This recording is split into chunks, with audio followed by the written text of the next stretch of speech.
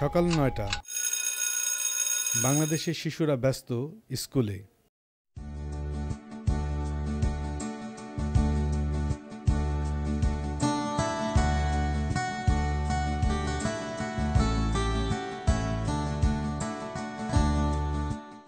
চলুন দেখি মোহাম্মদপুর জেনেভা ক্যাম্পে শিশুরা কি করছে।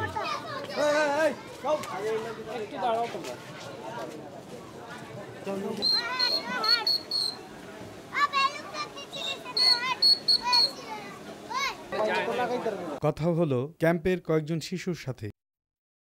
আমার নাম রানী, আমি স্কুলে যাই না। আমরা 2 ভাই 1 বোন, এক রুমে 6 জন ঘুমাই। আমার নাম সামা। আমাদের পড়ালেখা অনেক কষ্ট হয়, আমাদের রুম অনেক ছোট, পড়ালেখার জায়গা নেই। আমার বাবা অনেক অসুস্থ, এটার জন্য আমরা পড়তে পারি না। আমার নাম সামির। আমি আগে স্কুলে পড়তাম, এখন স্কুলে পড়ি না। আমার বাসায় জায়গা নাই, এখন আমি গ্যারেজে কাজ শিখতে আসি। আমরা 4 ভাই বোন। বাংলা আগে পারতাম না, এখন পারি। একদিন আমি স্কুলে যাই নাই, সেদিন সাজেশন দিয়েছিল, সেই সাজেশনটা আমি পাই নাই। তারপরের দিন আমি স্কুলে গিয়েছিলাম, তারপর আমি নিজের ক্লাস ক্যাপ্টেনের কাছে সাজেশনটা চেয়েছিলাম। সে বলল, না আমি তোমাকে দিব না, তুমি বিহারি। শিশুদের স্কুলে না যাওয়ার ব্যাপারে বললেন কয়েকজন অভিভাবক।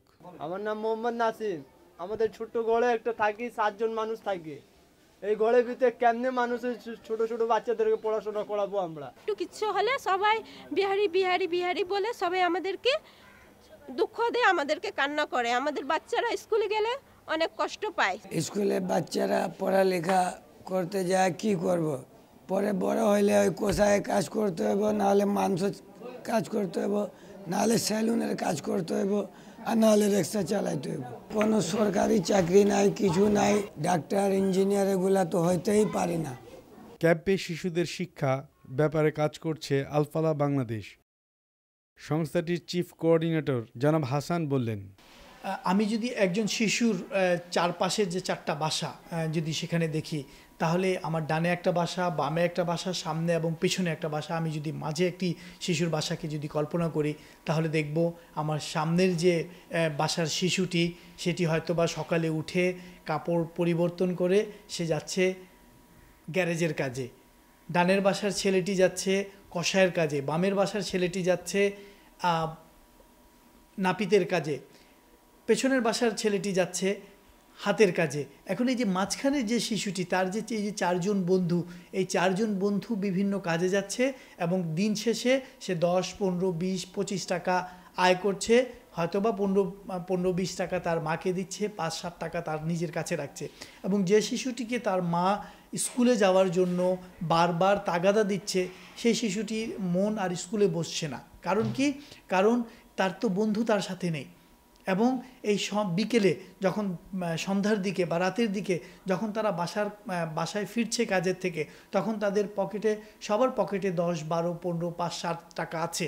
এবং এই টাকা দিয়ে তারা বিভিন্ন রকম খরচ করছে। যে শিশুটি স্কুলে যাচ্ছে, সেই শিশুটির পকেটে টাকা নেই, তার খরচ করার মতো কোনো জায়গা নেই। যার কারণে পরের দিন তার যে স্কুলে যাওয়ার যে একটা স্পৃহা, তার স্কুলে যাওয়ার যে একটা আকুতি, সেটি তার মধ্যে নেই। যদি আমি শিক্ষার কথা বলি, ওই শিশু, যে শিশুকে রাত 8টা থেকে 10টা বা 11টা 3 ঘন্টা পড়ার কথা, সেখানে হয়তোবা কোনো জরির কাজ হচ্ছে, হয়তোবা